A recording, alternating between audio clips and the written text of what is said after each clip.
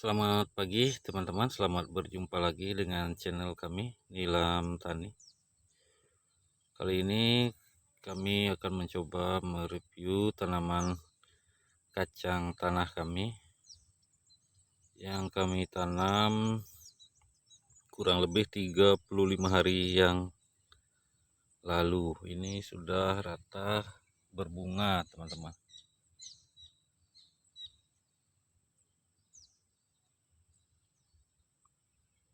Ini kalau sudah berbunga begini biasanya dia dalam tahap pengisian umbi, sudah mulai ada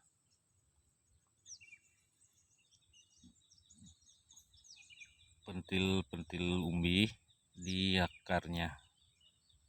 Jadi sebaiknya pada umur segini tanaman ini didangir saat membersihkan gulma-gulmanya,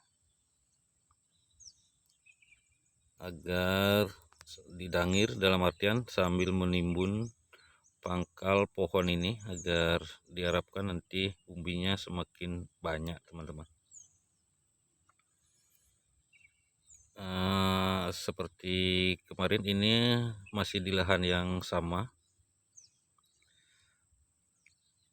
Ini tanaman yang praktis saat merotasi tanaman nilam. Jadi begitu nilam kurang baik lagi dikembangkan atau karena pertumbuhannya semakin banyak tantangan, baik itu penyakit maupun hamanya, kita wajib mengganti tanaman tersebut. Kebetulan kami di sini menggantinya dengan kacang hijau dan kacang tanah. Ini luasan tanaman, kita lihat rumputnya masih banyak di sekitarnya teman-teman. Luasan tanaman kacang tanah ini sekitar 25 are. Menghabiskan bibit kemarin kami membeli 6,5 kilo, masih sisa sedikit. Itu kalau jaraknya segini, kurang lebih 30 kali 25 cm. Itu per 25 are menghabiskan bibit 6 sampai 6,5 kilo. Dan per lubangnya kami isi cukup satu aja teman-teman, cukup satu. Dan pertumbuhan kacang tanah ini biasanya dari mulai tanam dia agak sedikit lambat dibanding kacang-kacangan jenis lain seperti kacang panjang, kacang hijau. Ini bisa mencapai 6 sampai 10 hari baru mulai tumbuh dia teman-teman, dari menanam biji. Di daerah kami biasanya per kilo bibit itu akan menghasilkan kurang lebih 1 karung kacang kulit kering. Perbandingannya segitu teman-teman. Jadi kalau 6 kilo biasanya 6 karung lebih biasanya teman-teman. Kalau harga sekarang di pasaran, harga kacang tanah kupas 33 sampai 35.000 per kilo, sedangkan per karungnya biasanya kemarin-kemarin kami dapat informasi antara 700 sampai 900.000 per karung yang belum dikupas.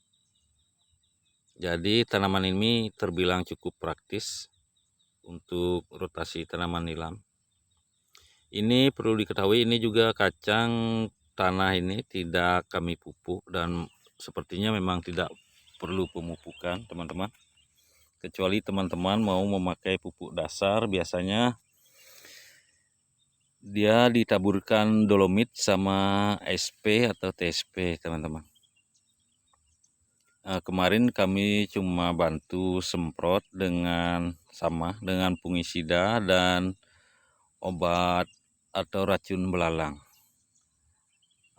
Biasanya di daerah kami bila tidak didangir atau dibumbun lagi pangkal pohonnya ini biasanya dibantu dengan aplikasi fungisida agar umbinya nanti tidak ada yang bahasa Balinya kelepok atau kosong di dalamnya, tapi padat berisi semua. Dan kita lihat rumputnya sangat banyak teman-teman, tapi sepertinya ini tidak akan terlalu mempengaruhi lagi perkembangan kacang tanah. Jadi kami biarkan saja begini sampai panen nanti teman-teman.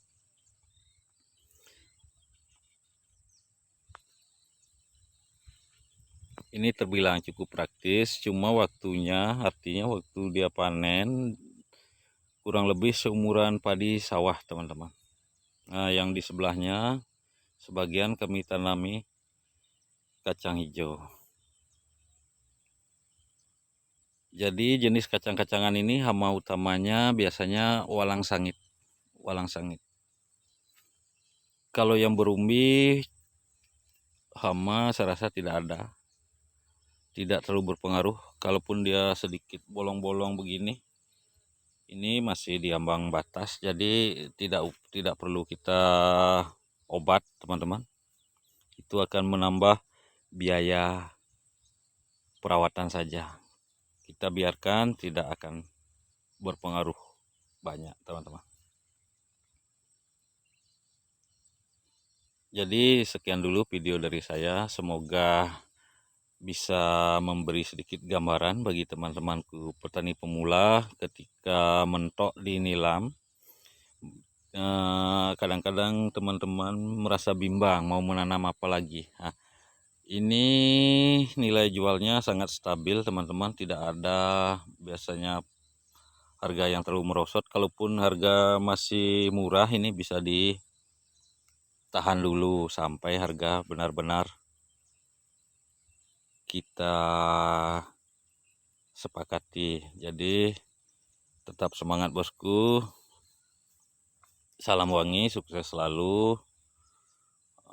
Tetap kami harapkan dukungan teman-teman untuk mensupport channel ini. Jangan lupa tekan jempol dan subscribe. Sampai jumpa.